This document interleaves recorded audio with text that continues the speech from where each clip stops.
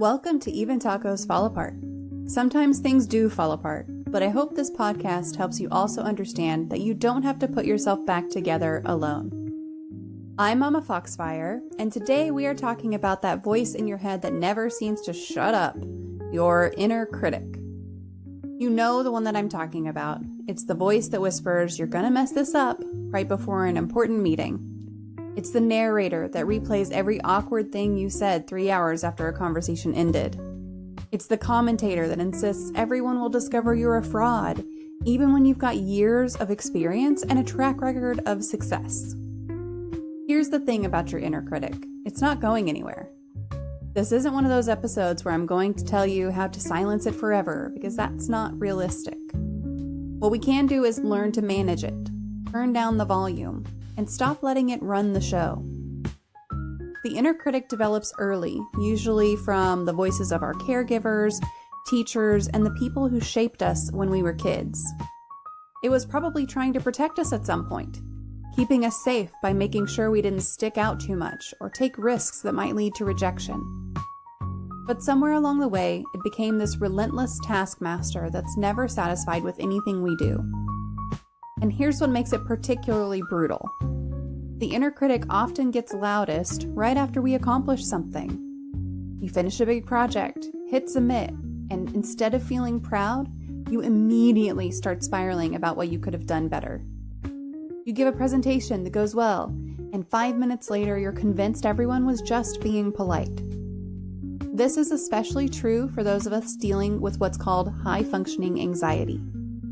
From the outside, we look like we have our lives together. We meet deadlines, show up on time, get things done. But inside, we're constantly battling self-doubt and that voice that insists we're not good enough. We're the people who can handle a crisis like champions, but then fall apart analyzing our performance afterward. Today's interview was actually recorded back in 2020, during the early days of the pandemic, when many of us were stuck at home with our thoughts and our inner critics were having a field day. I'm sharing it now because, frankly, I think we need to hear this message more than ever. The conversation you're about to hear with licensed clinical social worker Nichole Coyne is one of the most practical and honest discussions I've had about managing that critical voice. Nichole breaks down the inner critic into 3 distinct parts, gives us actual tools we can use, and doesn't sugarcoat the fact that this work is hard. She's also refreshingly honest about her own struggles with perfectionism and high-functioning anxiety, which makes this conversation feel real rather than preachy. Before we jump into that interview, I want to take a minute to acknowledge that we're heading into August. And for a lot of folks, this month can be weirdly heavy. If you're a parent, you might be navigating back-to-school prep, which can be overwhelming and emotional for everyone in the family all at once. If you're a student, teacher, or school staff, you might be carrying anxiety about a new year starting. And even if none of that applies to you, the end of summer shift can still stir stuff up. Regret over plans you didn't follow through on, stress about what the rest of the year will look like, or just a general sense of burnout from trying to keep up with everything. It's okay to feel a little off. You don't have to have all your routines in place. You don't have to pretend to be excited if you're not. And if your inner critic is especially loud right now, try noticing it without immediately believing it. That voice is not the full truth.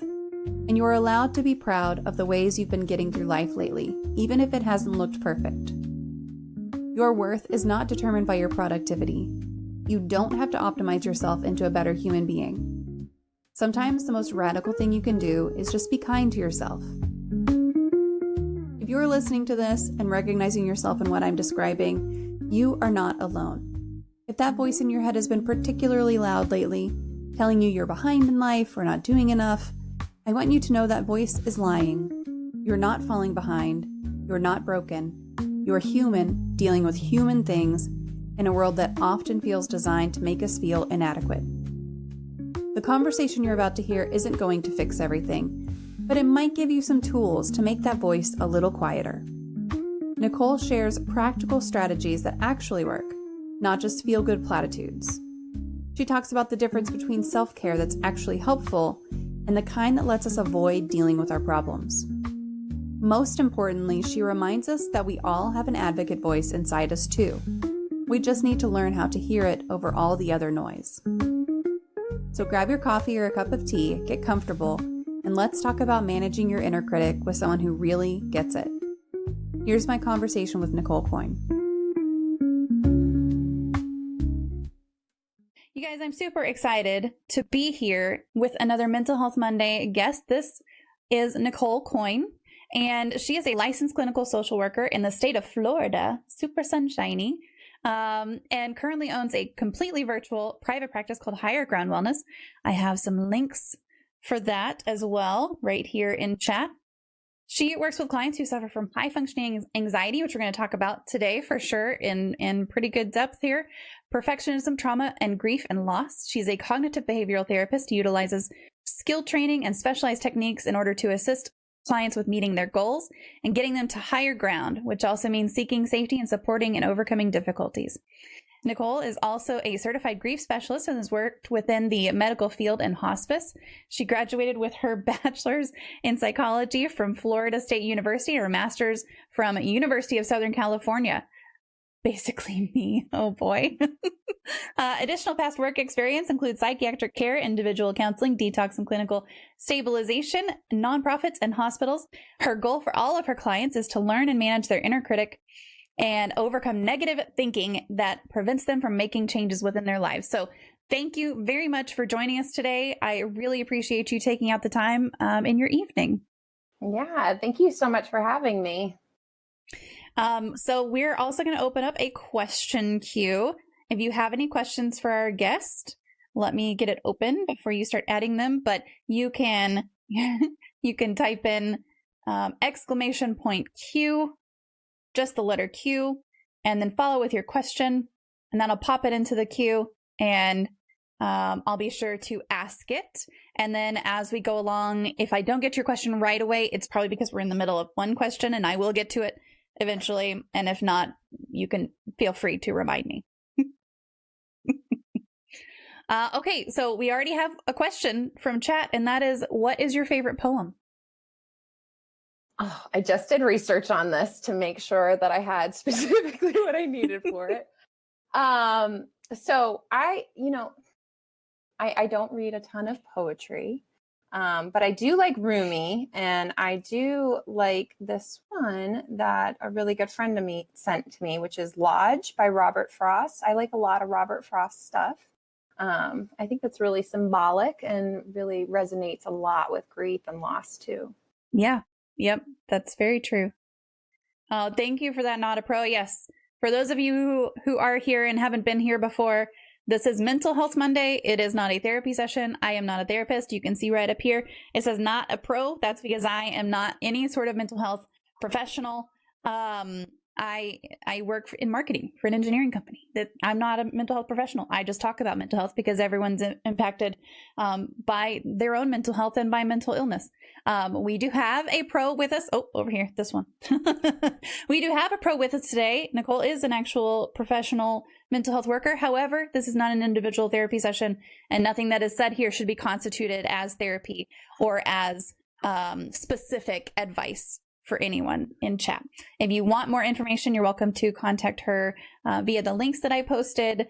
And I encourage everyone to get their own therapist for sure. Absolutely. Yes. Can be very helpful. Yes, 100%. I love to say, there's not a single person in the world who I don't think could benefit from a little bit of therapy. So yeah, it's important. Nichole is so cool. Definitely a pro. There you go. Evolution's got your back. Hey, Mystic, how are you? It's a very important topic. Absolutely. Yes. Yes, it is.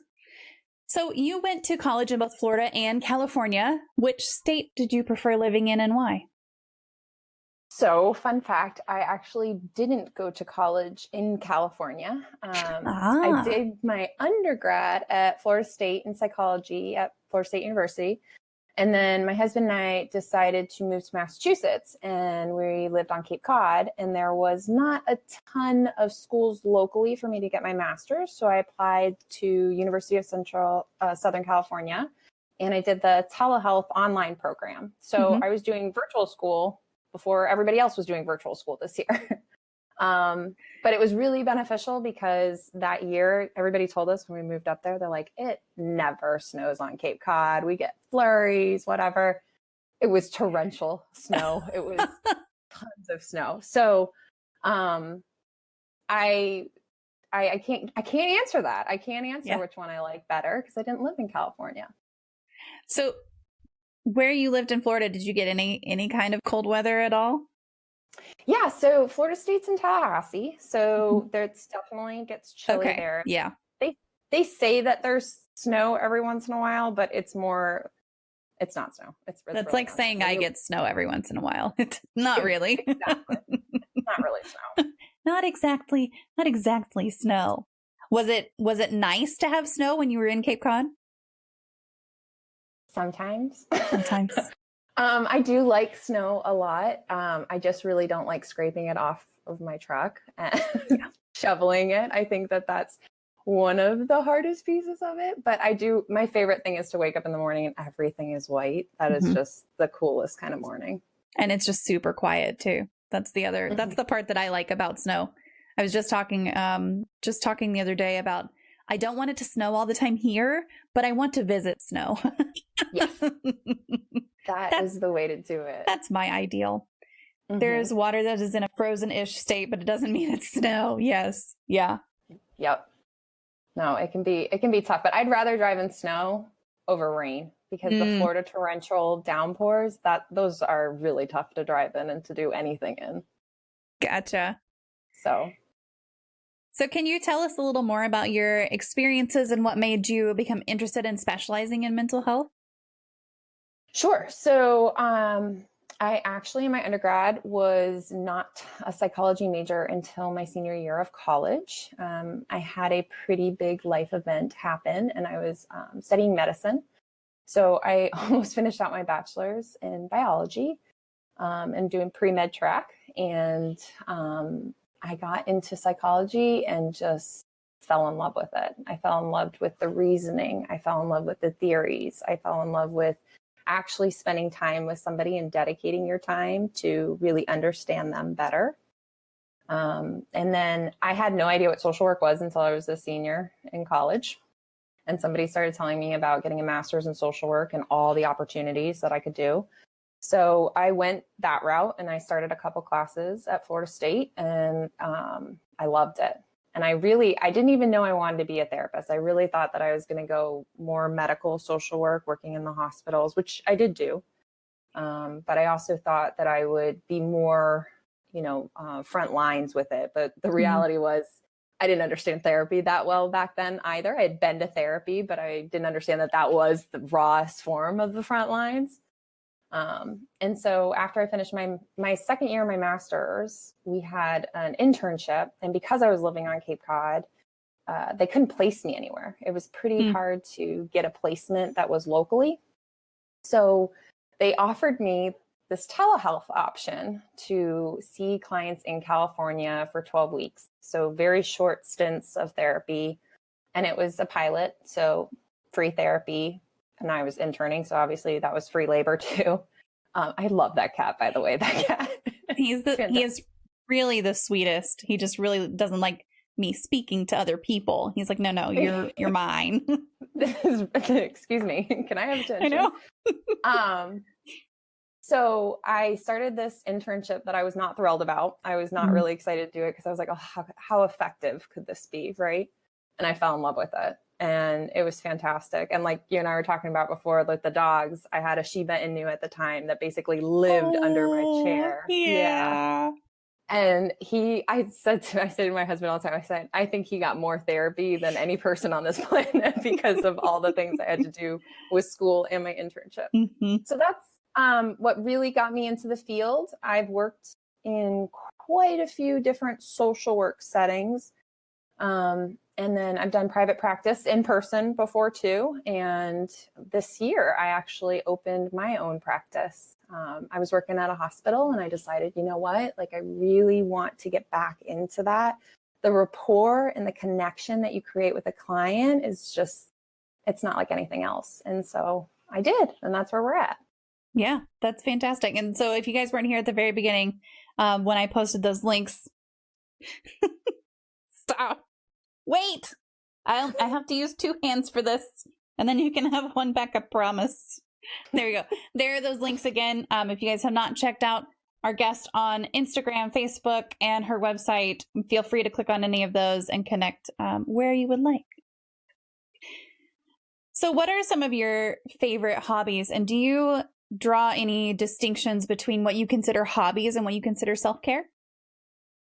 Okay, I really like this question. I have a lot of hobbies.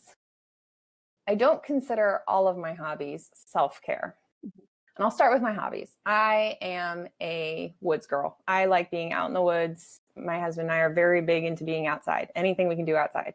So in Florida, we've been kayaking. I'm not a huge beach person, but I do like doing some of the nature trails and stuff around here. I really enjoy cooking for my family and doing some of that stuff. What else are some of my other hobbies? We binge watch shows. So, I mean, that's a hobby. More of the self-care. And I really want to promote this more too, because to me, self-care isn't just about going to get a massage or going to get your nails done or doing some of these little things and getting your hair done. It's more about doing some of these hard things that are going to better you, right? So sitting back and kind of going, okay, we should look at our budget this week and decide how much money we can allocate for our week and then pay our bills. Like, that's real self-care.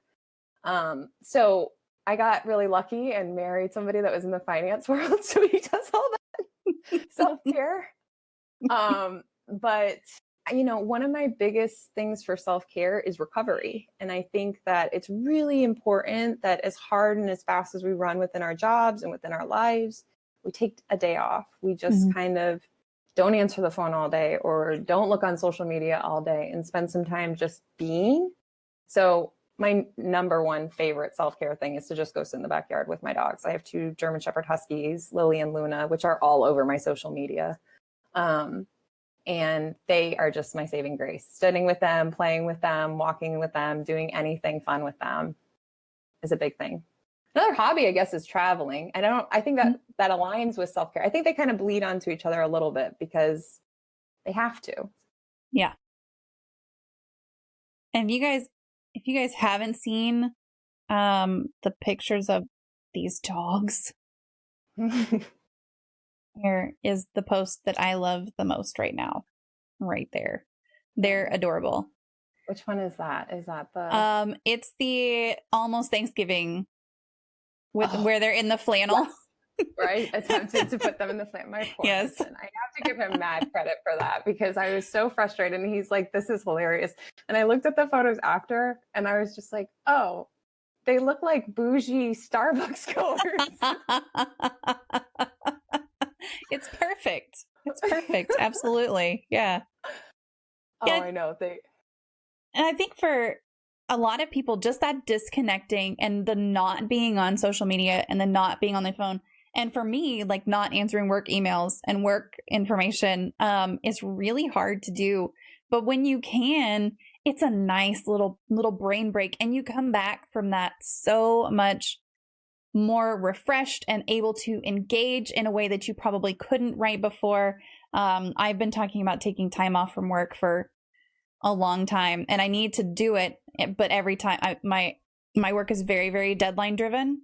And it's like, I have to get right now and to January 17th. And once I get to January 17th, then I'll be like, okay, I can take some time. But the reality is that there's always a deadline and you have to kind of prioritize that when you can. It's not easy though. It isn't. And I actually have to put conscious effort in when I slow down. And Sunday afternoons are my time off, right? This is the time where I will literally sit and not answer the emails or not check them. And we grill or, we just sit outside and listen to music or do something that isn't participating in what I do all week. Mm-hmm. And one of the ways I think I describe it the best to my clients is if you're going to run a marathon, you're not going to run 10 miles every single day all week to train for it. You're going to take out some days so your body can recover because if you don't, you're going to hurt yourself. Mm-hmm. And so that recovery is just as important as all the effort and the work you put into it. It's required, but we burn out. We burn out so quickly because we go, go, go, go, go. Mm-hmm. So take your time off. Where are we going on your vacation? Well, nowhere right now. No, but January 17th. Well, it depends. It depends on whether or not people are still being dumb. Basically. Oh, sure. Yeah. I know that's been the other part this past year is just the fact that you can't really go the places that you would normally go. It's kind of a bummer to even try to take time off. But at the same time, I'm working from home now full time. And it's like I can just turn the computer on and leave it on all day and be working all day and then into the evening. And that's not healthy either. No. And I have a great post of this on Instagram about separating your spaces too, and working from home. Because I work from home. My husband works from home. We work from home before the home was required to work from home. And I love it, but not everybody does. Yeah. And you really have to set some serious internal boundaries for yourself to not be like, wonder what email I got, Yeah. It's tough. It is really, really tough.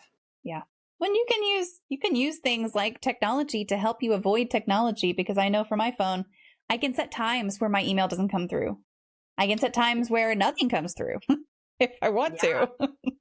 Isn't there's a new app that locks you out of certain things if you don't, I don't know. Oh, that's good. That is good. It's like you can't check it. That's off, Can't do Shut it. down. You can play the tree game. Okay, so Byte has this really good app where you have to have your phone on this game for these little trees to grow. And if you get off of the game to do something else, like check Twitter or check your work email, then your trees stop growing.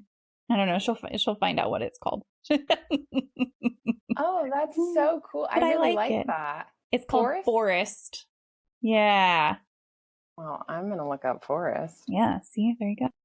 No, that's really neat. I like that too. It's got the organic vibe as well with it. That's very cool. Thanks for the share.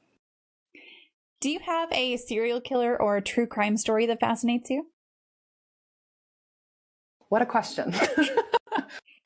It's quite the change. Yeah, we just transitioned real quick into that.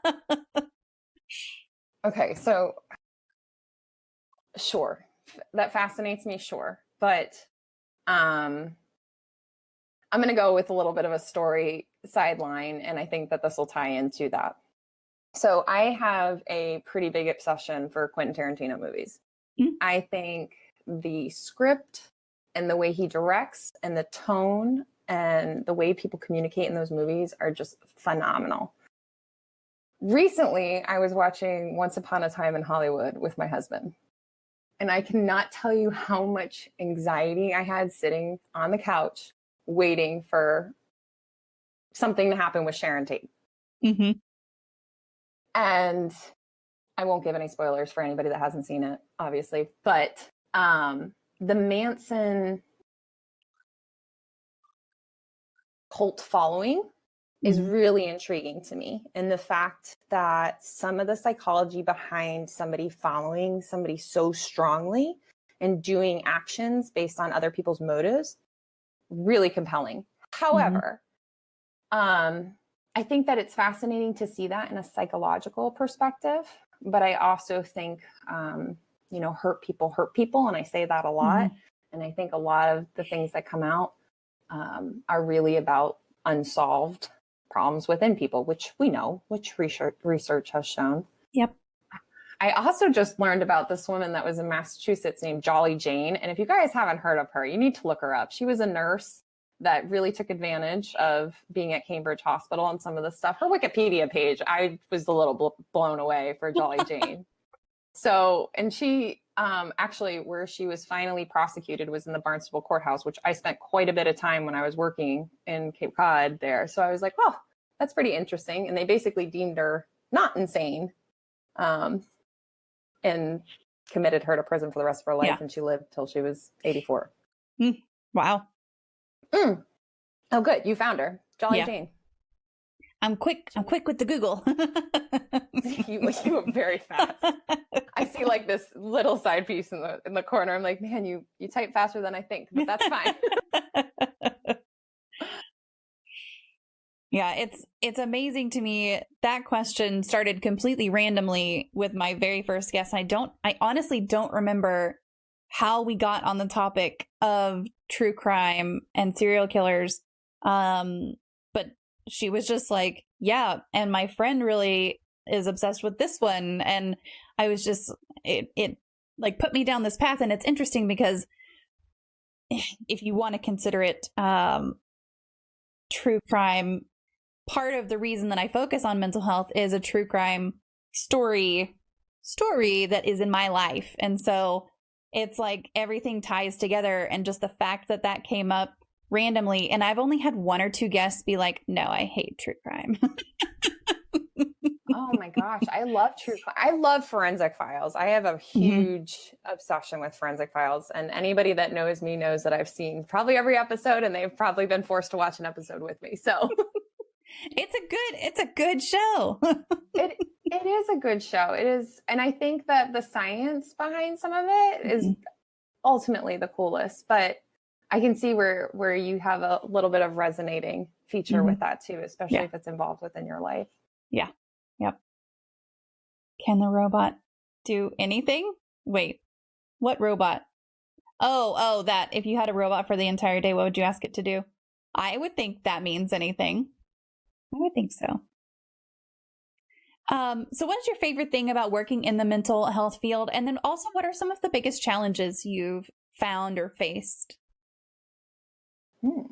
My favorite thing is probably transitions. And what I mean by this is when I get a new client or when I'm working with somebody new and they kind of, are still feeling me out, I'm feeling them out, we're building rapport, and they start to buy in and start to really sit with me on some of the nitty gritty and start to really dive in and become vulnerable.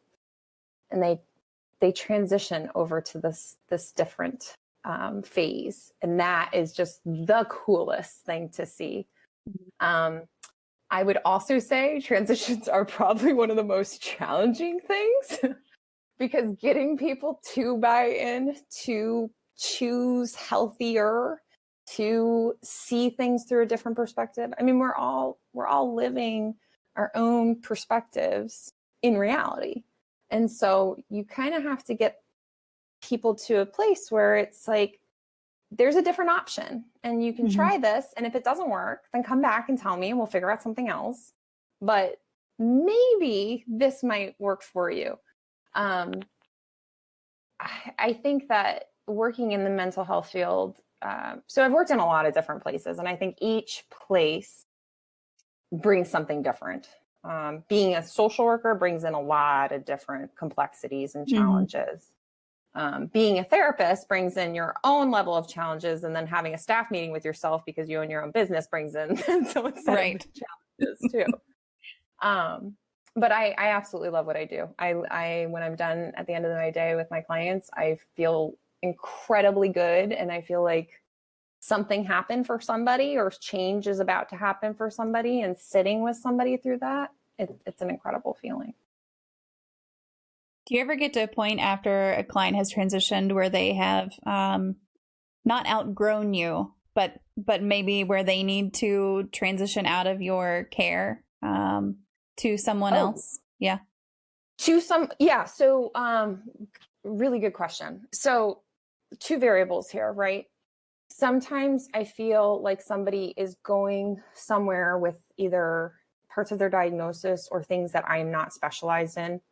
A really good example of this, I'm not an eating disorder specialist. So if something like that comes up, I can help preliminary. But if you need more of a specialist, 100% let me help you find somebody. Yeah. And let me make sure that you're getting the right care. I mean, that's half my job, is just making sure that people are in the right place for their care and treatment. Somebody outgrowing me, I find a lot of the times clients will discharge or terminate treatment. And I tell them, if you ever want to come back, that's fine. I do work with a pretty good group of therapists that we all keep in contact with. So if I feel like somebody would be a better fit, I absolutely refer out, because that is my job. My job in specializing in therapy is to make sure that you're a good fit and that we're doing good work. Mm-hmm. All right, so we're gonna transition a little bit to talking specifically about what the heck is an inner critic. Love it. So what is the inner critic? I'm gonna go slow because I talk fast and I'm really pacing myself. The inner critic is this voice that we have, voices inside our head, that is not schizophrenia and an excess of dopamine. Sorry, that was fast, but it was a disclaimer. Yep. That everyone has, that is set up when we're really young, and that our earliest caregivers kind of put onto us or instill in us. That basically is our inner narrative. So we're always thinking of an inner narrative, whether we're consciously or subconsciously kind of involved with it. The inner critic really has three parts to it. And a lot of the work that I get, my inner critic work, is from this wonderful lady named Nancy Jane Smith. If you want to do your quick Google, The Happier Approach. This book is incredible. It's very easy to read. It's not like a therapist book by any means. And there's three parts. So the first part of the inner critic is the Monger. And the Monger is this super negative self-talk voice. This is the voice that tells you you're not good enough, you can't do this, you're going to fail. This voice also brings on a lot of anxiety for us, because one of the things that it does is it motivates us to go against it. Mm-hmm. So we think sometimes, oh, if I push harder at work to complete this project, then I'll get more recognition. And the reality is that might not be what's happening, and you're just burning yourself out. Mm-hmm. The second part of the inner critic is the BFF. And the BFF I always describe as kind of like that friend you had in college that wanted to go out on Tuesday night and get drinks, even though you had an exam the next day. She or he just wants to soothe you. They just want to make you feel comforted. So one of the things that the BFF will do, they're all about the recovery, but they're about the recovery so much that it takes on a procrastination kind of approach. All of these voices are needed, by the way, just so we're all clear on that. And then the third one is the voice that most of the people I've worked with, even this book says it, I've said it, the biggest fan, or the advocate. I like calling it the advocate because that makes more sense in my head. And this is the voice we think we don't even hear. And it's mostly the untuned voice. So this is the one that says, that was a really hard meeting, but you did really good in it. And now let's take some time and go walk outside for a few minutes and just calm down from it. So the inner critic voice functions all day, all night, always. It's the insecurities we feel. It's the thoughts that we're concerned about ourselves. It's the way we look at ourselves inside. This is a big part of anxiety too. So that's what the inner critic is.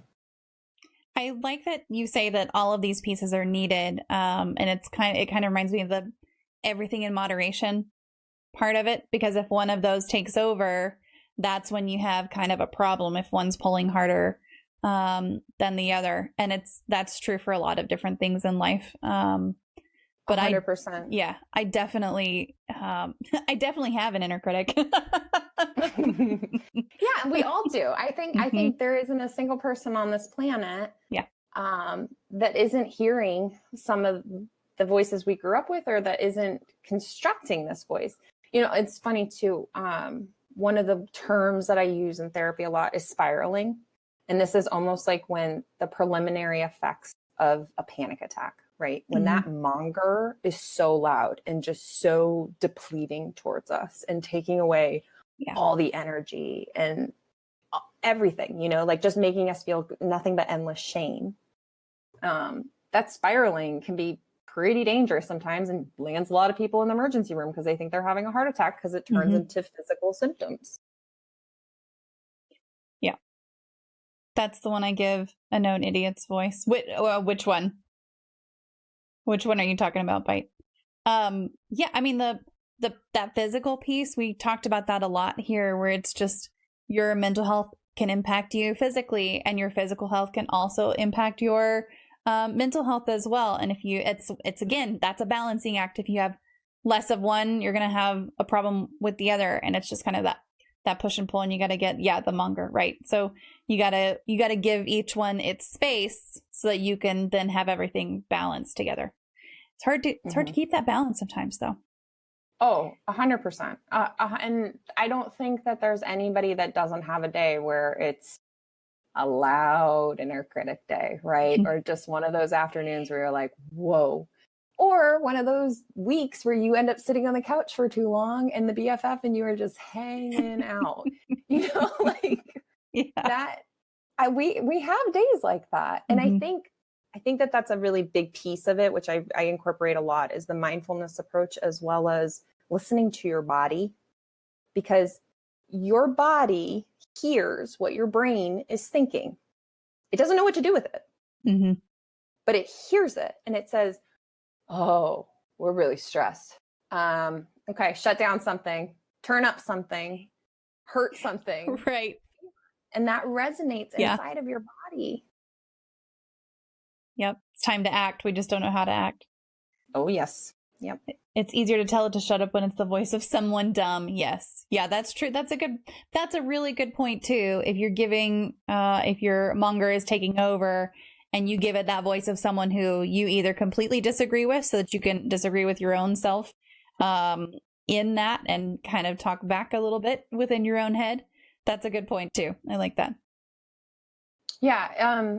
One of the things about the Monger is that the Monger, we actually believe that we need it, because this is our pusher. This is the one that motivates us and that makes us actually complete deadlines. And so we kind of get into the sense that, oh, like, you have to exist, otherwise I'll never get these, I'll never finish this. But kind of coming up with either a name for it and recognizing that although there are moments where the Monger does need to exist, but doesn't need to take over. It's the management between all of them that really creates the balance within us. Absolutely. And calling it out and saying, this is my inner critic, because you can hear it.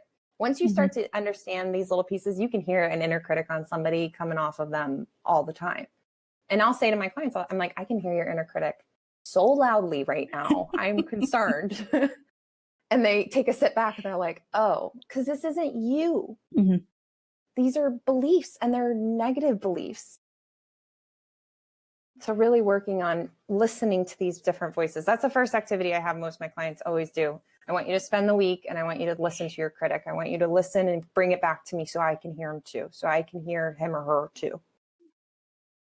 That's a great conscious exercise to do. It's tough. Yeah, I can definitely see how that would be really tough. Because you're acknowledging it within your own self. Yep. And then you're calling out insecurities. And you're like, don't really want to tell her that one out loud. Right. Let's not talk about that. Let's just talk about my day. Let's just talk about your day. Even better. Let's not talk about me. Let's just talk about you. Exactly. My therapist will call me out on that a lot. She's like, we're not here to talk about, I'll tell you about my day, but we're not going to spend the whole session talking about my day. Like, that's not what this is for. Yeah, no, absolutely not. But it's easier, right? I'd rather hear your inner critic. It is. Yeah. Let's talk about your kid and not anything having to do with me. Let's talk about my kid's day. That's what I do. Listen, yeah, absolutely. So what is high functioning anxiety versus other anxiety conditions, and who is most at risk? Yeah. So high functioning anxiety, I'm not super into labels, but they're very important for my job, is not a diagnostic condition or disorder. So it's different in that sense. That's really like the biggest difference, is that this one isn't in a big fancy book that a bunch of people sat down to write. the other thing is that it's a fairly new term, and high functioning anxiety looks like somebody on the outside who is very productive, very good at their job, shows up on time, meets the deadlines, does their job very well. Inside, they are having a battle with lots of different versions of anxiety and constantly questioning themselves and questioning what they do, and simple things. It can be very finite things or it can be very large things, and doing a lot of that spiraling that I mentioned earlier, right? Like listening to that Monger and just letting it take over.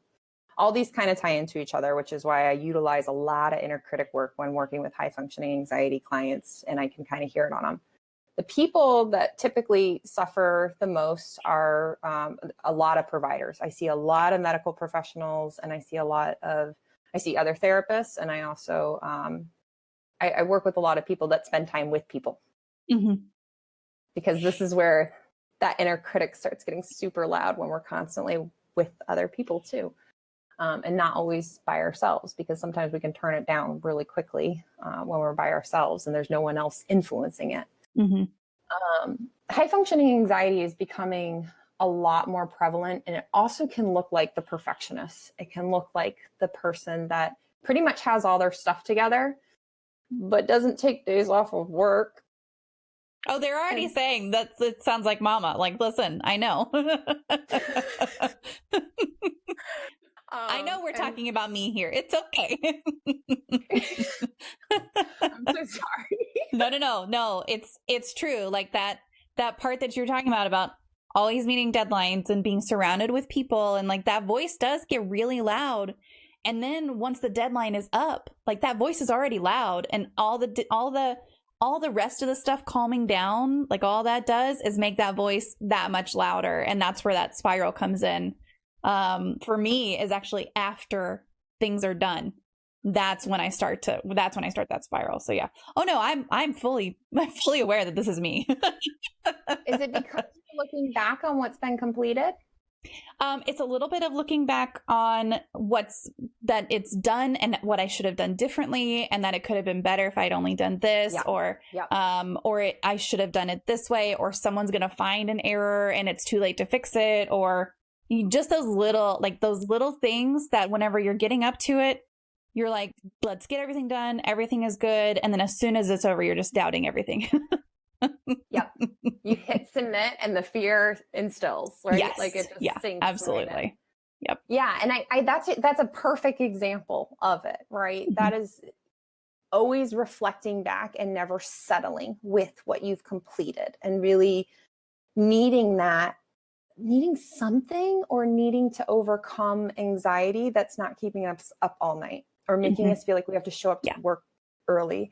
That perfectionist it's hard. It's really hard. And a lot of the times it exists because we need control. We need control because we had a time where we didn't have control. But nobody's going to find out anything, and nobody is going to find your secret. You're doing a really good job. I know. Yep. You're looking at me like, yep. Yeah. Oh, I know. Well, and for me, it ties in a lot with the feeling of that imposter piece, right? Like that's where it ties in with me on the back end, is just when I'm in a high stress situation, I'm great. Like everything's fine. Yeah, I have the voice in my head going, you're going to screw this up, but I can tell it to shush until I'm not in that high stress situation anymore. Yeah. So Bite Mark said, MommaFoxFire, amazing balls at everything she does, also does not believe it. And that's true. That's exactly what it is. Like I am good at my job. I have been told I'm good at my job. Like every review I have tells me I'm good at my job. I have all of this evidence that I'm good at something that I'm doing. And still it's like that piece of it just won't stop. Yeah. Oh no, I get it. Listen, y'all are just calling me out a lot here. Good job, Bite Mark. I like it. Yeah, no, but I mean, and I think that's the hardest thing. I'm very much a perfectionist, and I have had that forever, and no one will deny that knows me. And I think the hardest piece for me was buying it. The transitions, right? Buying into, okay, this is what this is. And now I have to figure out what does this look like when I need to turn it all down? Mm-hmm. Because, you know, working in an ER or working in med surg floor or working as a rape crisis counselor or doing any of those things, the whole time my head was so loud. I get what you're saying, but you kind of zone that out for a little bit. And then it's not until right at that last minute that you go, oh boy, did I do all the things? Yeah. It's tough. Yeah, it is. And I do work a lot with imposter syndrome too. I absolutely love working with imposter syndrome because I get it. Yeah. And I get that like fear and just that I'm not good enough. Nobody's going to like me, this whole thing. I do a lot of inner work and inner worth work to kind of really pull that in and give that evidence so that it's not that you can't just point it out, but you believe it. Yeah. That secondary part. Yeah. Oh yeah, because you can get the feedback, right? But all that feedback does sometimes is like, well, I fooled you. Joke's on you. You're still not going to find out. Right. And everybody thinks that there's like a big curtain reveal, but like when you come down to the core of it, what is behind the curtain? What are you hiding? Right? Like that's one of the things that I constantly challenge people with too, is like, what doesn't everybody else know? Yeah.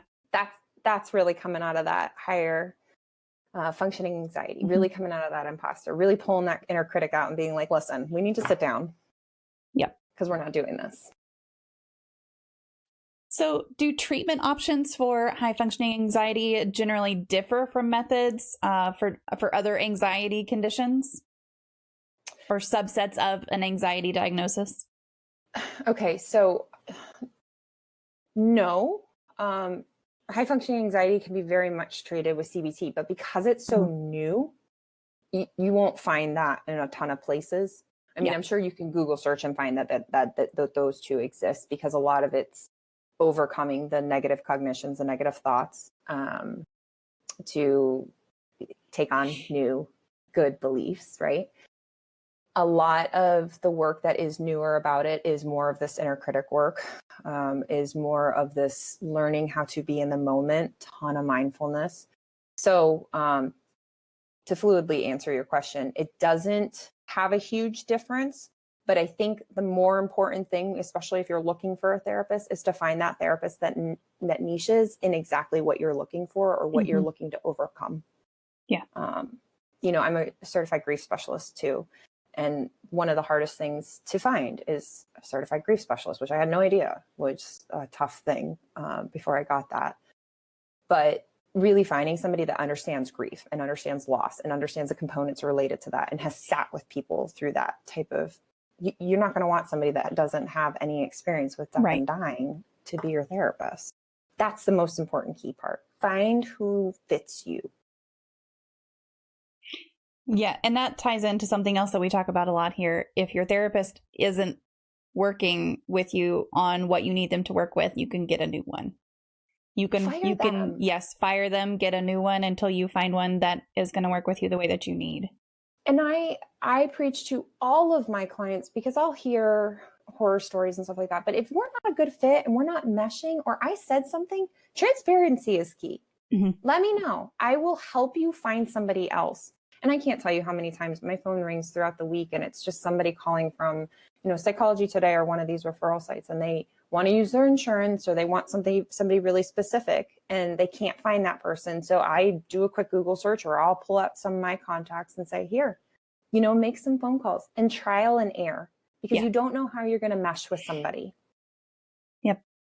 And we're not all knowers. We don't get along with every single person. It's just how it is. Yep. Yeah. Well, and so I had an awful experience my first time going to a therapist, and she didn't work out, and I didn't realize at the time, this was a while ago, but I didn't realize at the time that I could just get a new one. Like, that wasn't something that I thought I could do. So I just stopped going. And then now I'm so glad that I did eventually go back to therapy and try out some different therapists, because now the one that I have is just wonderful. But then at the same time, it's like, how would I have known that I could just get a new one? especially then. Like insurance was it used to be really awful for mental health services. It's gotten so much better lately. It has, and it hasn't. But I think that is one of, you wouldn't continue seeing a doctor that you're not thinking is hearing you. So why do you keep seeing a therapist that you don't feel like is working well with you? And it is the simple, and I've had to ask clients in the past before. I said, do you feel like we're making progress here? Is this benefiting you? Because I can feel it too. I'm sitting in the room as well. It's not just you, right? The problem is a lot of the times that we're not being that transparent. And the fear of being shut down or imposter syndrome of not being good enough plays in, and it has to come from both sides. Call it out. Yeah, but I said, oh, actually, I'm not, and I don't think you're great. But as my therapist, bye. You're right. See ya. Absolutely. And if you're feeling like they're not a good fit, right, the therapist is probably feeling it too. And so if you're not going to call it out, they're probably less likely. I would say a therapist is less likely to call it out to a client than a client might be to recognize it and call it out themselves and either just stop going or find someone new. But yeah. If you're feeling crappy about it, chances are the other person is too. Or they feel it in the room. Yeah.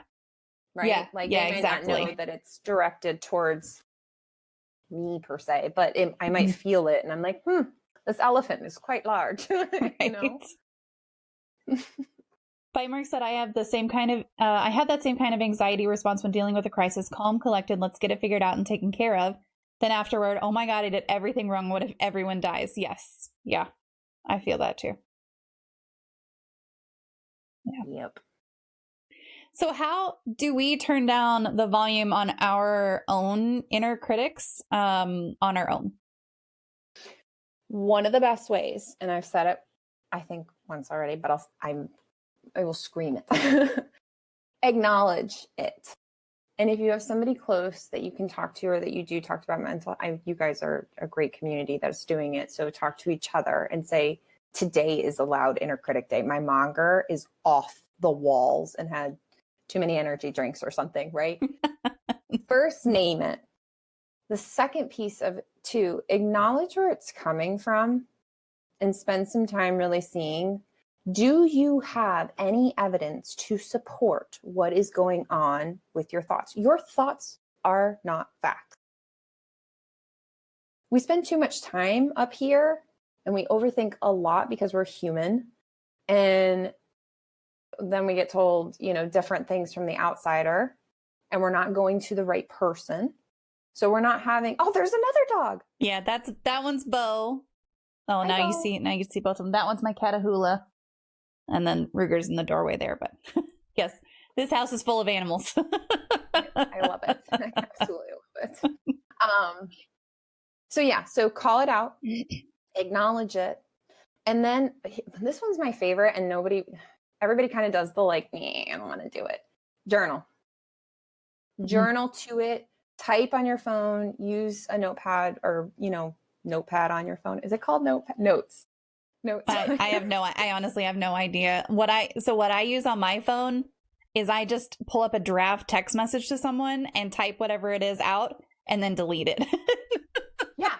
But also too, once you start saving or seeing the progression of the critic, you're going to start seeing parts of the volume go down because you're just going to start saying to yourself, what is the value of me sitting with this?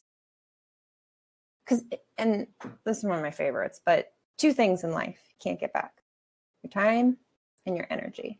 And if you are giving a ton of that to the critic and letting he or she stomp all over you, you are missing out on your life. You are missing out where you are. You are missing out on all the other really beautiful things that exist because they're not fact.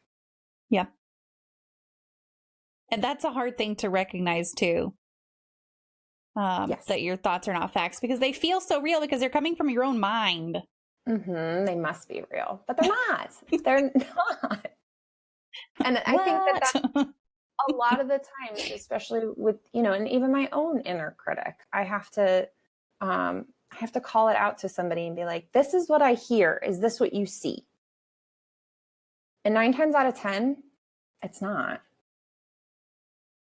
I'm not a terrible therapist, you know, or I'm not doing something wrong, or just because I baked something and it came out horribly does not mean that I can never bake again. You know, these ideas that we create really cause a lot of our own harm to ourselves that we don't even recognize that we're doing. And when we keep it in our heads and we don't really come to terms with calling it out, that's where it starts to become a bigger problem. Yeah. They must need to go out. Hang on just one. Oh, no worries. It looks like they're having a party. Hey, Gabby, let the dogs out. I think they just need to go potty. Also, it's bedtime. She should have let them out like 30 minutes ago because it was her bedtime. Totally get it. The back doors open up. What's the temperature there? It was like 39 this morning, but it got a little warmer. I want to say it got a little warmer. Let's see. I think it's like in the 40s right now. Oh my goodness. But we have a dog door. It's 39 right now. We have a dog door, but Ruger, who is not even a year old, he's the tan one. He is in a bit of a chewing phase, and he chewed up like a little crescent out of the dog door, out of the flap. And so I can't just leave it, I can't just leave it open. So what we do is I open the back door and they can go out. And then once they come back in, I close the back door again because I don't want the breeze coming in. No. And I'm like, well, I can't replace that until you're done with this chewing phase. Mm-hmm. We're just gonna not. Yeah. Honestly, this is the best time to live in Florida because it's 65 right now. So just all the doors and windows are completely open. And I forget people. It's actually cold everywhere. Yeah. Yeah. It does get cold here. It just doesn't necessarily snow. We get ice every year in January or February, but not snow, really. We do get cold temperatures. So yeah. Yeah. That is pretty cold though. Yeah. Bite Mark said, I have a Discord server where I say all the things that I don't say to other people. It's been really helpful for me to have a journal where I say everything with no editing or worrying about people's feelings or what people will think of me. With those thoughts, it's also helpful to review once I've moved past the feelings a little bit to figure out causes and possible solutions. Yes, absolutely. Yeah. Yeah. And journaling, I know that there's some fear around journaling in the event that somebody could find your journal, or, you know, can I be who I truly am, my authentic self, even with journaling? But the best journaling is when you do that. And it's when you start to really sit with whatever is kind of going on for you, because then you can start to expose your thoughts and expose where it's actually coming from. So yeah, good job for you, Bite Mark, because that's big that you're already doing that. And the other part of journaling, at least for me, I don't journal super frequently when my emotions are really high. I journal just to try to get it out and out onto paper, and then it doesn't have to live in my brain. But the thing that I was finding is that what I put on paper isn't necessarily what I actually believe. And it's interesting to be able to go back and read something that you journaled a week ago or even yesterday or an hour ago and be like, it's interesting that I was thinking that way at that time, because I'm not thinking that way right now. Right. Mm-hmm. Yeah. And I think journaling is just like a really good option that most people can try. But I also think that there is a ton of creative outlets.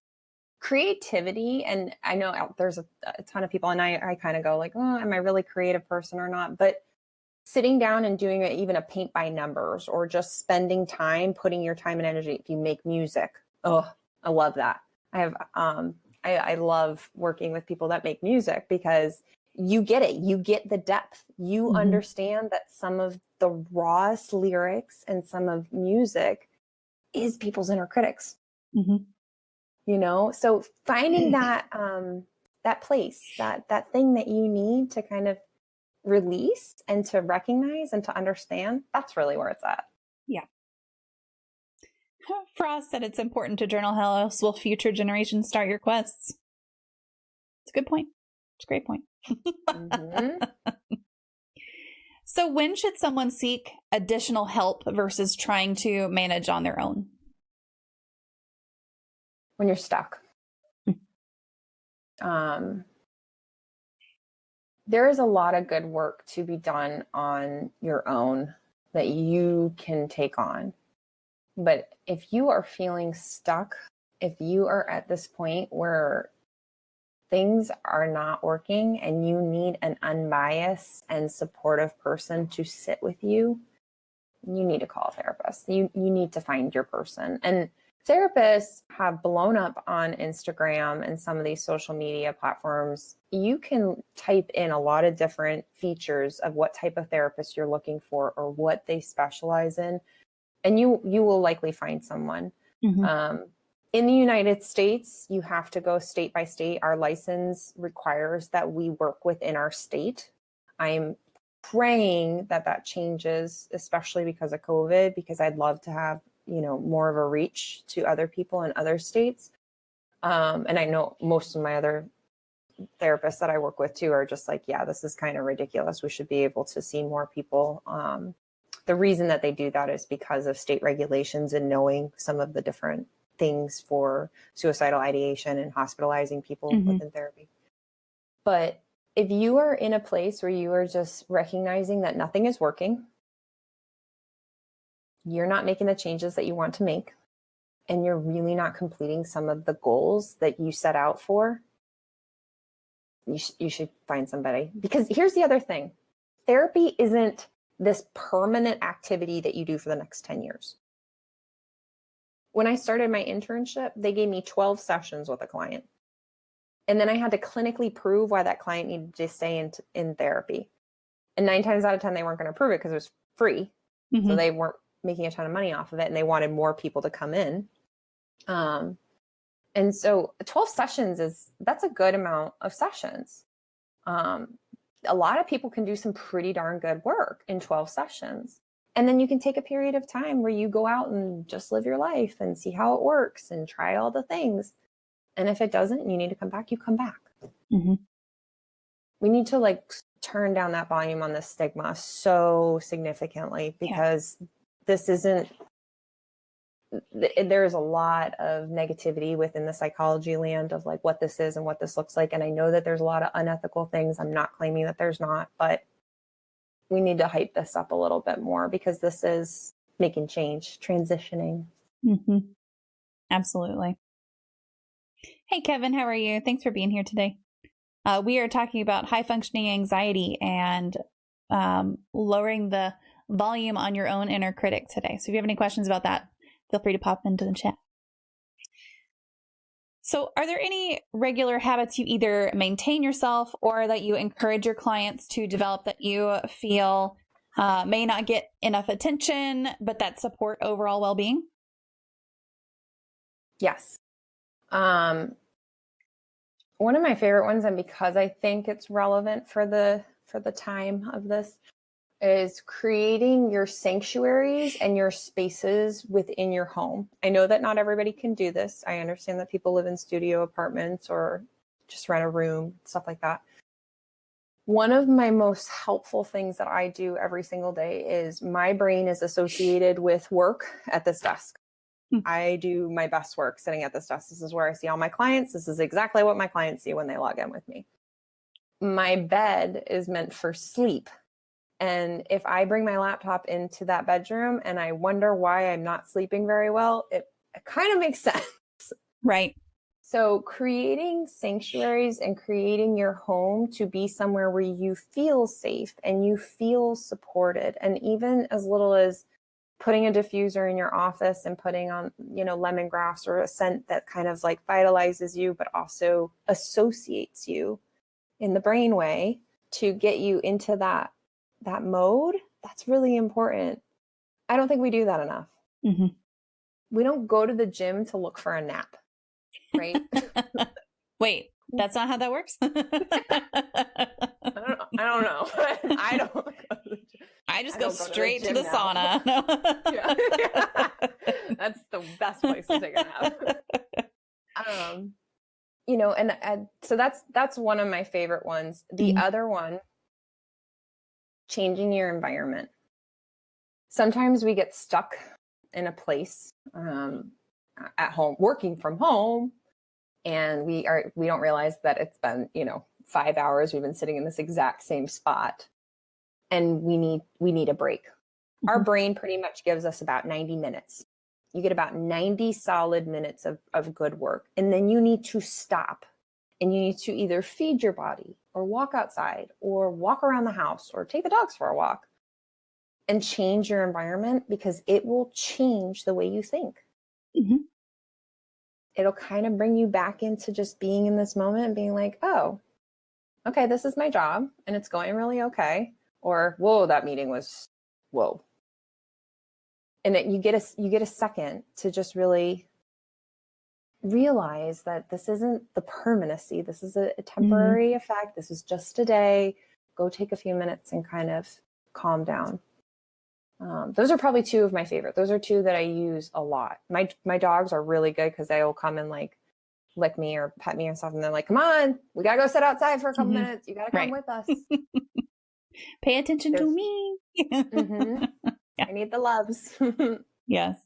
Hey, Fee, you called. I heard high functioning anxiety. Listen, there was like 10 minutes where I was just like, are we only talking about me? Is that it? Is this just me? Have I just, what's going on here? If you have any questions, Fee, about high functioning anxiety or your inner critic, please feel free to drop them in. She said, I've been so indoctrinated with the you are your productivity rhetoric that getting up and taking a break at work gives me major anxiety and stress and guilt. Oh, so there's some fun sciencey stuff you can look up if you want later about liminal spaces also. So when you are at work and you have hit that period of I've been as productive as I possibly can, if you do get up and you move to another space, your brain will start functioning differently and looking at problems in a completely different way than it was before. And you can actually solve more things if you take that break, step out of that space, because your brain clicks over to something different in those liminal spaces. So it's just a fun little sidebar. Really good fun fact. Yeah, absolutely. But yeah, the you are your productivity part that's a really hard thing right now too with working from home.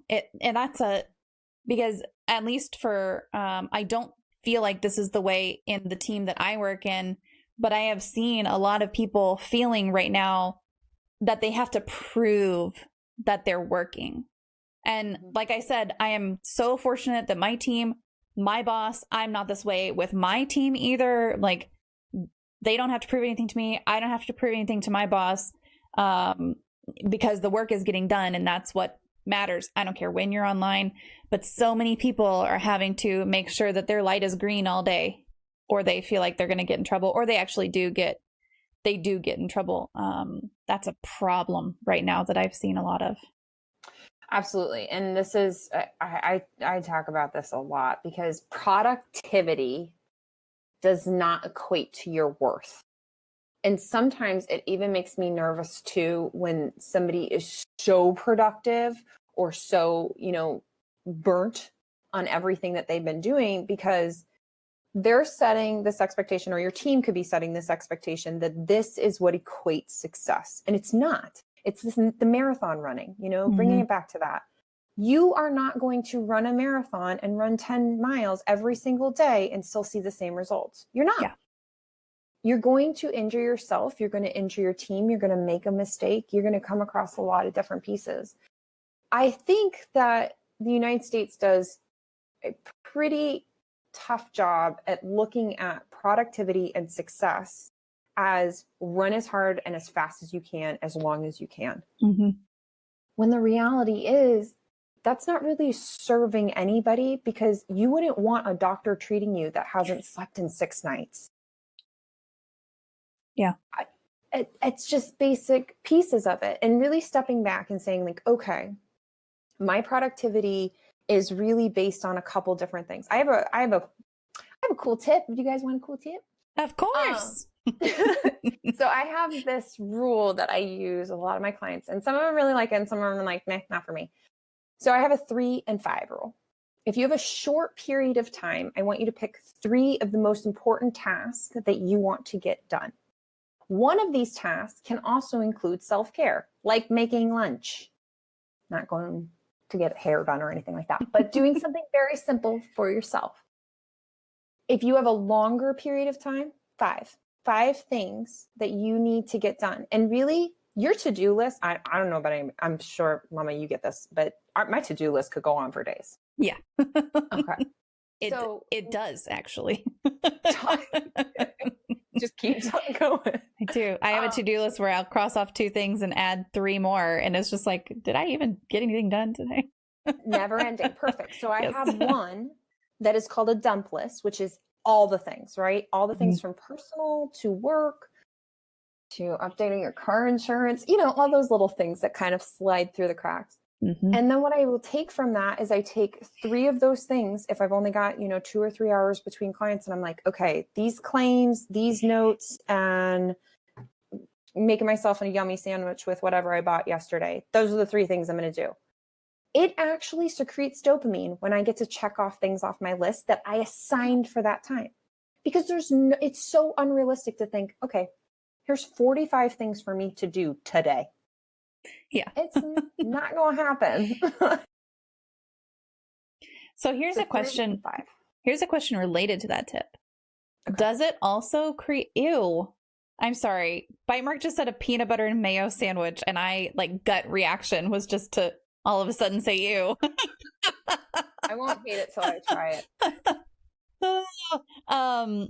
I'm not going to try it. I won't hate it. I'm just not going to try it. As long as it's not ketchup on my sandwich, then I'm fine. So let's say that you have a to-do list or a grocery list. Does it also create dopamine to add something that you've already done and then check it off? That's not what the Harvard study released. I need someone to do that study.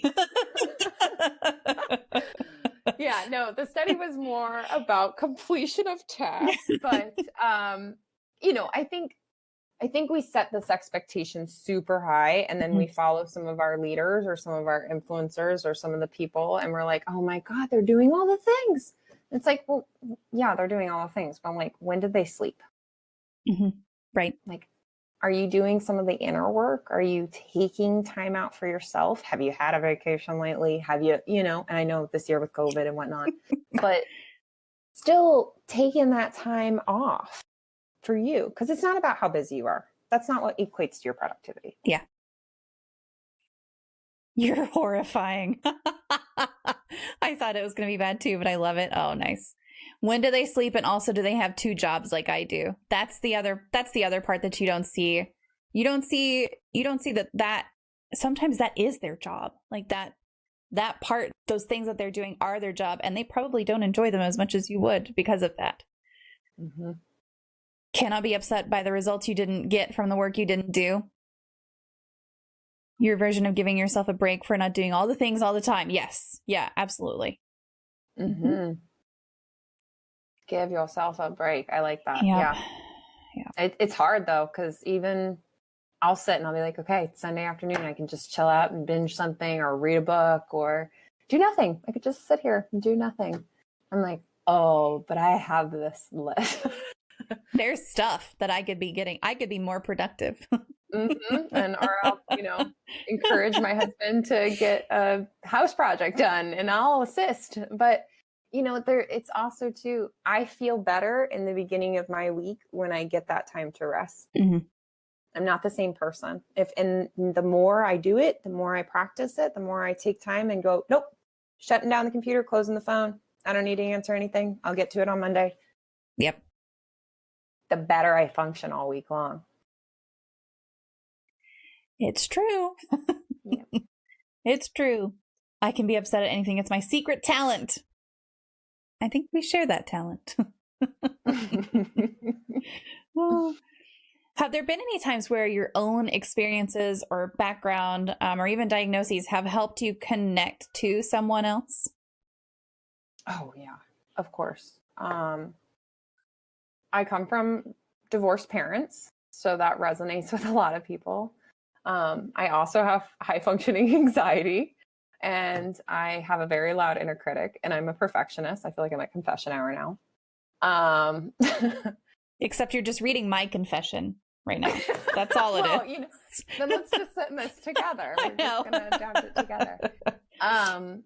I utilize myself all the time because I think that that's the transparency that I really work for in sessions. I'm not going to give you something in therapy that I either haven't tried or I don't know is going to work. I'm not going to just throw loose things to you. And I also think too that kind of creates an authentic rapport and relationship within counseling. I have a pretty good experience and past history with a lot of diagnosis. And because of the work even that I've been able to do in the research and my education, I really love the complexities of psychological diagnosis. And I think that it's important, especially with grief and loss. I've had quite a bit of loss as well. And I know what it's like sitting with somebody. In hospice, we have a lot of patients that don't have family members that are claimed. So a lot of the time sitting with somebody at the end of their life that has no one, or sitting with a family member who just lost someone. We also had to do bereavement calls. So calling to check up on the family is a really big thing. And having that experience yourself and being on that other side, pretty important. So yeah, absolutely. And I bring that all to the table. If I think it will benefit my client in some way or normalize something, 100%. Yeah.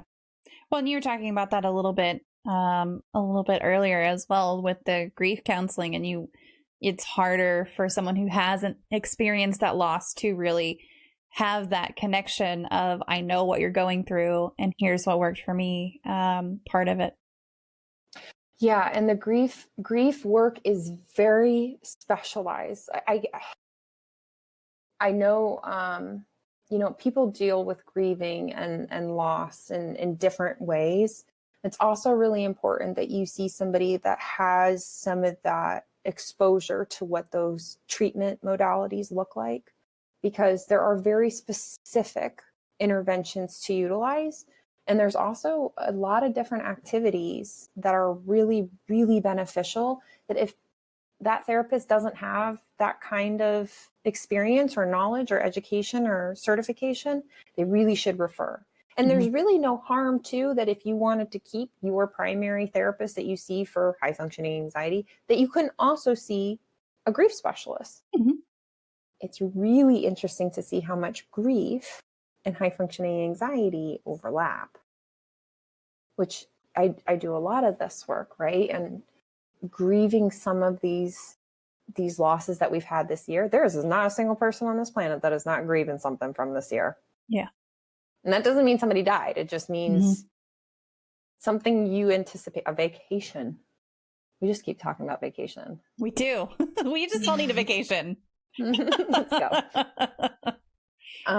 But really being able to sit with that is the same pieces that you're utilizing when you're sitting in your recovery on Sunday afternoon, and leaning into that feeling. A feeling has a beginning, a middle, and an end. And we have to process through that. We have to sit with some of that grief sometimes. It's uncomfortable. And the United States doesn't do the best job at normalizing that. No. They're like, come on, get going. Come on, let's be productive and move forward. And really, when you bypass it, you can create more problems. Yeah. So you mentioned, Fee said those are my confessions too, besides the parents. Yeah, mine were besides the parents also. But, now I am a divorced parent. So that's kind of in there for me too. But so you mentioned something that I just want to ask you a clarification on. You mentioned that a lot of the times grief, recovery, and high functioning anxiety will coincide a little bit. Are you meaning that one sometimes can, or that grief can sometimes cause high functioning or aggravate high functioning anxiety? Could you just expand on that a little bit more? Yeah. So, and I want you to look more to as relating high functioning anxiety with perfectionism, because perfectionists really struggle too with grieving, because we want to fix and we want to make it better, when the reality of grieving is to be able to sit in the moment with it.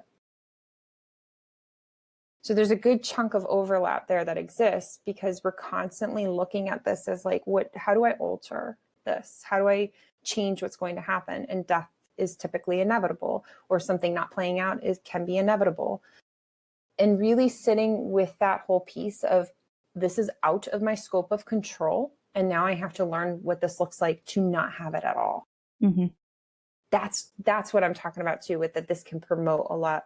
I will see a lot of clients that will have a pretty significant loss, and then they will also go into this high functioning anxiety mode.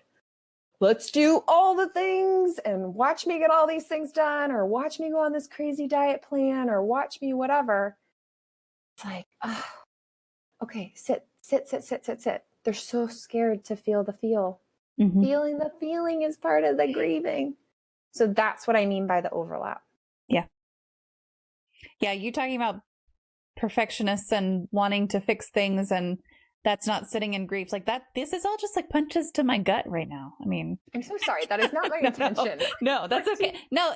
But what I mean by that is just that it resonates with me so much, because after every loss that I've had, and there have been some major ones, and there have been recent ones, and there have been recent major ones. And it's just like every loss, like that is what I want to do. But it's not that I want to fix it for myself. It's that I want to fix it for everyone around me. And so it's like and I recognize that it is me distracting myself from my own shit, right?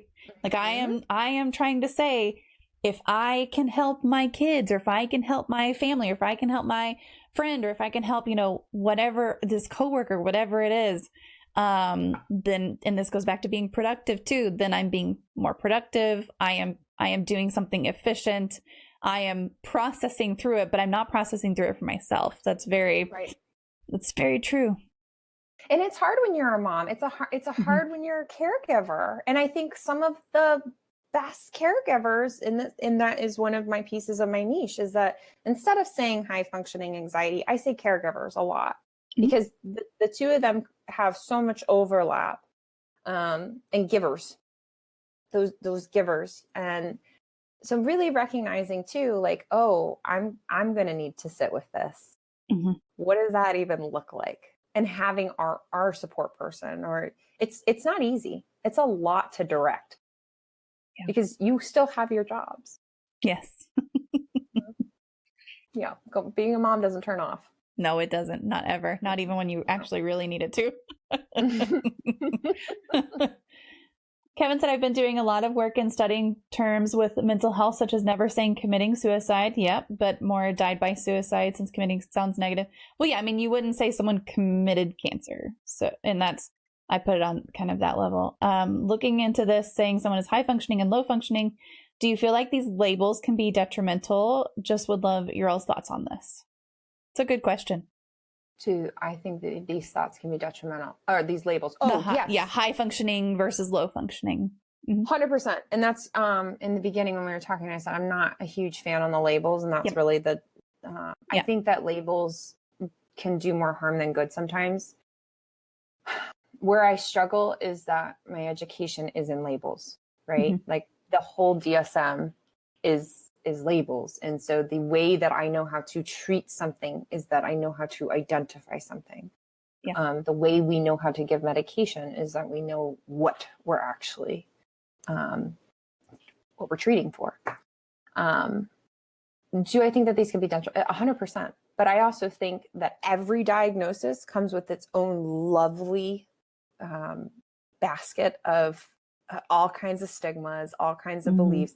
I cannot believe some of the mental health memes and things that I have seen over the last year or two.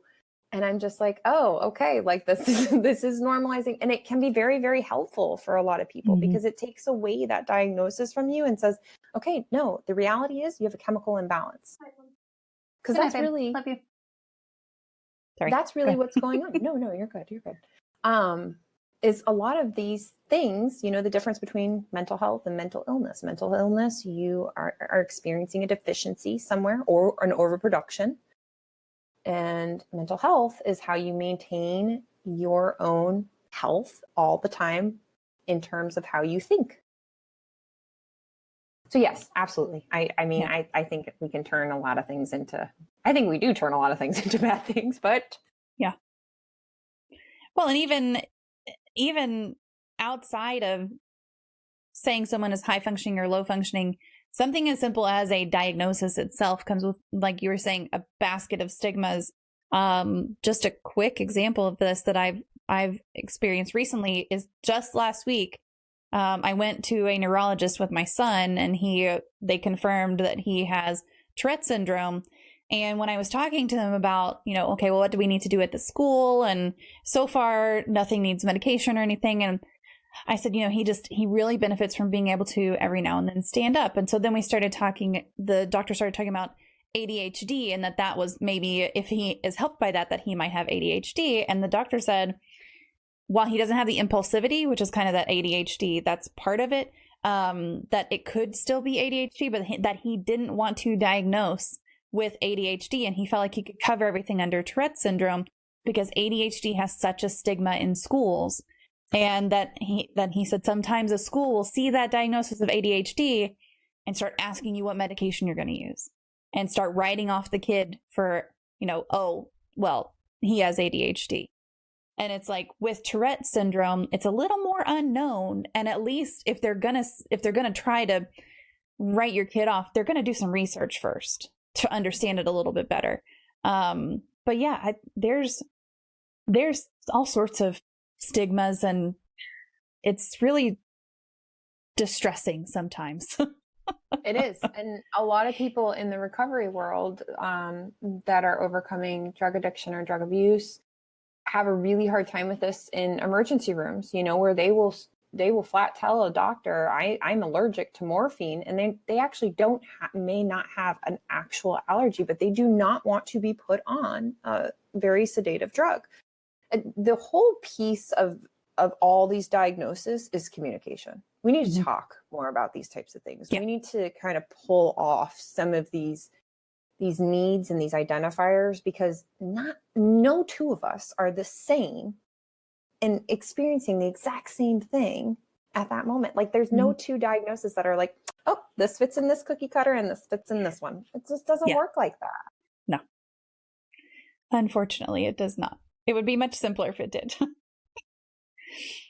He said, well said. I've seen tons of guests on my stream and had tons of guests on his podcast as well. And I have to say I'm extremely impressed, more than I've ever been with you. Thank you for the work you do in mental health. Here you go. Oh, would love to say that I have a lot to do in the next hour and get up early. No worries. You have a great night as well. And he said, nice to meet you also. Nice meeting you. Thank you.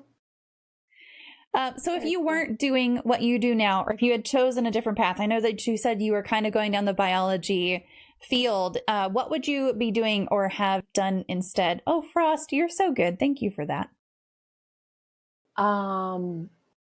Two things probably. One, I teeter on whether or not this would be a good thing for me or not. I love photography. My Instagram photos are pretty much either all my photos or all a very good friend of mine's photos, who lives in Montana, and he's been so kind to share them with me. And I love taking photos. And if I could, and it wasn't as much a hobby, because I would hate the fact of my hobby getting turned into my job, I would do that. Or I'd probably do a travel agent. However, I'm pretty sure that my family would confirm that I am pretty much the family travel agent. So I feel like I may be employed and underpaid. Yeah. I love planning trips. I do a lot of research, and I think that that's just, it's so fun to go somewhere and at least have the options, not feel that you have to do them, but just have those options. So that's probably the two things. I studied to go to med school, and quickly changed that. So, well, not quickly, I have 4 years in changed that. Right. I was going to say, you said when you were a senior, so. Yeah. Like, whoops, let's just switch this around. I mean, that's still quickly in terms of how long you would have had to go to school, though. Right. Yeah. So 4 years bachelor's, and then 4 years in med school, and then 4-year residency. And so instead I did 4 years bachelor's, 2 years master's, 2 years licensure, because you cannot really see clients on your own without your license. You can in an intern, or if you're functioning as an intern, but it takes two years to get the right amount of hours, direct service hours. Yeah. So a third of the way through. That's still early. I would say that's early. I think it's right. Yeah. Mm-hmm. Yeah, no, I'm so happy with what I do. And I work with a lot of doctors, and I have for my whole career. And having the full team and really having everybody to kind of work, you see different things. It's really beneficial. That's pretty cool. Okay, so it is time for the official magic moment of the stream. And pardon me while I make this not give everyone seizures. There we go. So this is my magic wand, and you're going to get to wave it. And with this wave of this magic wand, you can eliminate one common opinion, misconception, theory surrounding mental illness, disabilities, or around mental health in general. What would you like to eliminate today? Wow. And there you go. Oh, thank you. I would like to remove or alter, I guess I should say alter, when the definition or what people assume being sensitive actually is. To me, sensitive people are the people that are walking around without their red tinted sunglasses and are actually able to feel and experience different frequencies and vibrations from other people. And the high functioning anxiety people do this too. They're very good at picking up on what just happened. But I wish that we could see sensitivity as more of a gain rather than a deficit, because I think that the assumption that is taken on in society is that, oh, you're being too sensitive.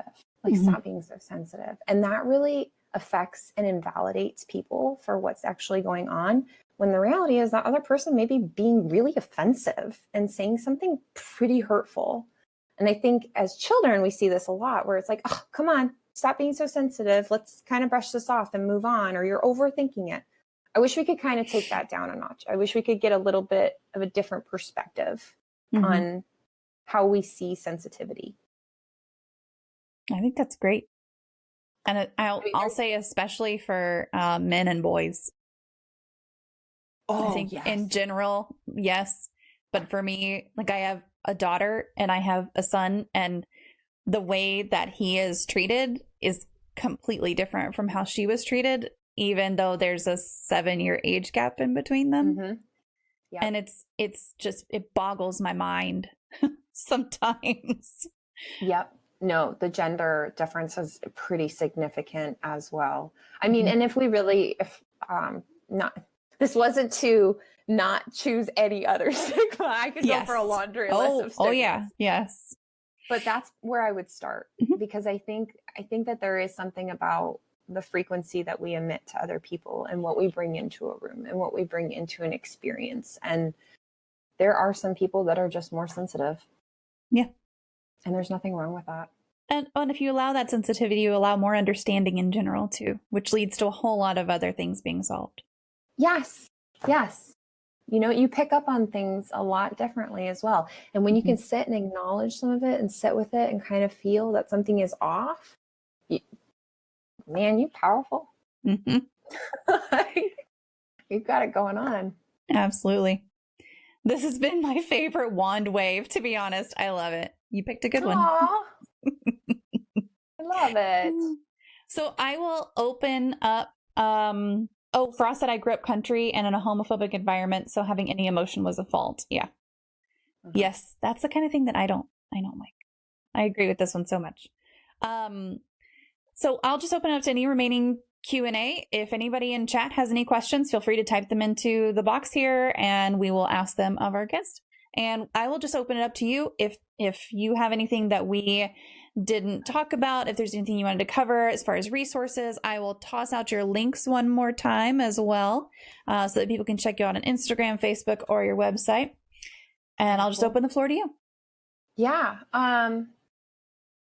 So I definitely recommend this book, The Happier Approach, for if you are trying to overcome high functioning anxiety or want to learn more about your inner critic. Nancy does a great job. I call her Nancy like we're friends. You should be.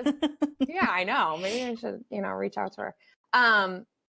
It does a really good job at actually giving you different skills to utilize too. My other really new favorite one that I have been really digging on is this book. Okay, and don't judge me. My how to vote thing was still in there. No judgment. I voted, but my how to vote thing was there. Yeah. I just threw mine away actually last week. Oh, thank you. Thank you for validating that for me. This book is phenomenal. This is Burnout, and this is The Secret to Unlocking the Stress Cycle, which ties in very, very, very close to a lot of the inner critic, a lot of high functioning anxiety. Very well written.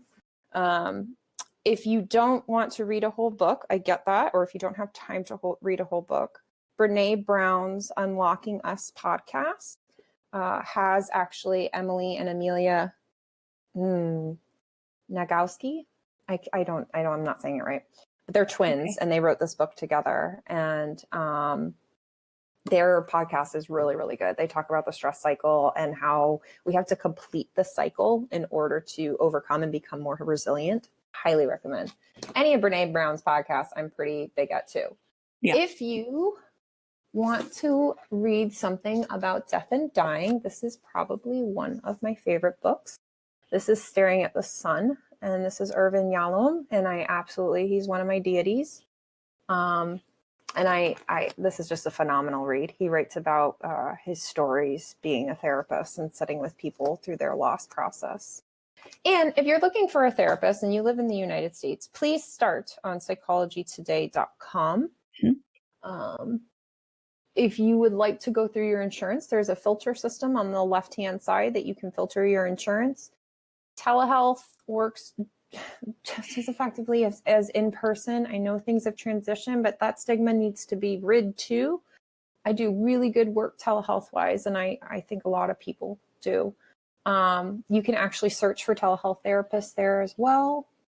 Any other resources that would be, I think those are some pretty good. That's enough to read. Yeah, that's lots. I just added all of those to my Goodreads, so. Follow my Instagram as well. I post stuff on there all the time about high functioning anxiety, about anxiety in general, about the inner critic. Like, share, do, whatever with that. Absolutely. I'll also say, if you're not in the United States, the Find Help command that I just popped in there does have the Psychology Today for US and Finding Therapists. But then also there's an international resources Find Help link there that you can click also. Very cool. Oh. My only issue with telehealth is that phones are hard to hear and Wi-Fi is unreliable and cuts out. I understand that. All my kids' Zoom teacher, classroom stuff is insane. Psychology Today also has options for things like kink-friendly therapists. Yes, they're kind of a pain to get to. Yeah, there you go. Yep, she's got that link for the... You know what? I need to add that to the command itself, too. I'm going to make myself a note. I'm going to add that to my to-do list. One of the things I will... 3 and 5. Mama, we're just going to 3 and 5. One of the things too is that on Instagram, if you are searching for at kink therapist or kink therapist, the tags that pull up, we're very strategic about some of the hashtags that we choose. You should be able to find somebody. And if it's not somebody that's located in your state, reach out to them. Most therapists are pretty good about follow-up. That's part of our job. It's part of what we do. So, I've helped people find therapists all throughout the United States because I have more access to it, or I just can use it better, or it can help you find what you need. So, yes. For us, that I actually checked out telehealth a month or so ago when I was considering a therapy career. Yeah. I remember you doing that. Or talking about that, not doing that. Or am I spying on you through your computer? You'll never know.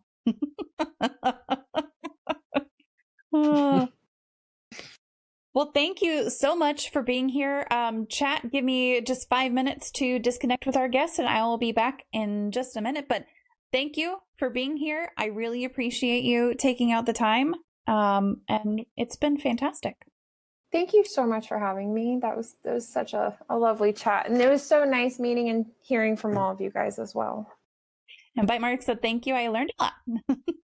Oh, perfect. Yay. That was my conversation with Nichole Coyne about managing your inner critic, recorded back in 2020, but honestly just as relevant today, and maybe even more so. I hope you caught her breakdown of the three voices: the monger that tears you down, the BFF that wants to avoid everything uncomfortable, and the advocate that most of us can barely hear. If you're like me, you probably recognize yourself pretty clearly in at least one of those voices. I know I spent half that interview thinking, well, this is just a therapy session about me now. The thing that struck me most about our conversation was how practical Nichole's advice actually is. Her 3 and 5 rule isn't some complicated system. It's literally just picking 3 important things to do in a short time period, or 5 things for a longer stretch. One of those can be self-care, which doesn't have to mean bubble baths and face masks. Sometimes self-care is paying your bills, or finally making that doctor's appointment you've been putting off. And can we talk about her point that your thoughts aren't facts? Because, wow, that one hits different when you're spiraling at 2 a.m. about something you said in a meeting 3 days ago. Your brain will convince you that everyone noticed you stumbled over your words, and now they think you're incompetent. But here's the reality check. Most people were probably thinking about their own stuff and didn't even register your minor verbal hiccup. I've been thinking a lot about what Nichole said regarding perfectionism and grief too. The idea that we try to control the uncontrollable by becoming hyper-productive really explains a lot about how we handle loss and change. Instead of sitting with the uncomfortable feelings, we throw ourselves into projects or work on organizing our entire house at midnight. Sound familiar? If you walked away from this episode with nothing else, I hope you hear this. That critical voice in your head doesn't have to be in charge. You can acknowledge it without letting it drive the bus. You can notice when it's getting loud and ask yourself if what it's saying is actually true or helpful. And here's something Nichole didn't explicitly say, but I think is important. This work takes practice. You are not going to listen to one podcast episode and suddenly have a quiet inner critic. You're going to catch yourself in those thought spirals and have to consciously redirect. You're going to have loud inner critic days and days when your advocate voice is stronger. That's normal. That's human. The goal isn't perfection. The goal is awareness and maybe a little more kindness towards yourself. Before I let you go, if this episode resonated with you, I'd love it if you could leave a review wherever you listen to podcasts. Reviews help other people find the show, and honestly, they help my own inner critic calm down a little bit when it starts telling me nobody wants to hear what I have to say. You can also subscribe so you don't miss future episodes. And if you want to connect, you can find me on social media or go to the website tacosfallapart.com and find all the ways to join the community and be a part of the conversation there. Until next time, remember that even when things fall apart, even when your thoughts get messy and your inner critic gets loud, you don't have to put yourself back together alone. And just like tacos, sometimes the best parts of us come together beautifully, even when we're a little broken around the edges. See you next time.